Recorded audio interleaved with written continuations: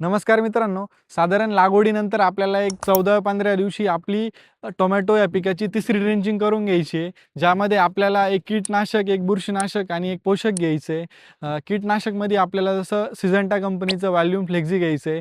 त्याच्या वापरामुळे आपल्याला पांढरी माशी, त्यासोबतच लीफ मायनर, नागाळीचं आपल्याला खूप चांगलं नियंत्रण बघायला भेटणार आहे.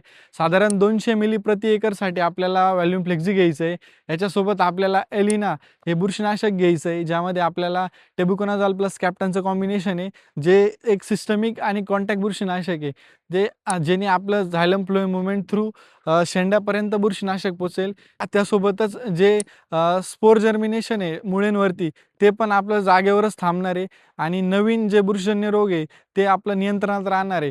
तर असं हे कॉम्बिनेशन आहे, ते आपल्याला 500 मिली प्रति एकर घ्यायचं आहे. आणि याच्यासोबत आपल्याला गॅलेक्सी ॲग्रो स्पेशालिटीचं टर्बोशक्ती प्लस घ्यायचं आहे, ज्यामध्ये आपल्याला अमिनो ॲसिड्स 25% आणि ऑर्गॅनिक कार्बन, जो ऑर्गॅनिक मॅटर आहे, आपल्याला 55% बघायला भेटतो, जेणे आपली माती भुसभुशीत राहणार आहे. मुळ्यांच्या थ्रू अपटेक खूप चांगल्या प्रकारे होणार आहे. जो पण आपला बेसल डोस आहे त्याचं पण अपटेक होण्यासाठी आपल्याला खूप चांगली मदत होणार आहे. रोपाची वाढ आणि डेव्हलपमेंट खूप चांगल्या प्रकारे होणार आहे आणि एक निरोगी आपल्याला झाड बघायला भेटणार आहे. धन्यवाद.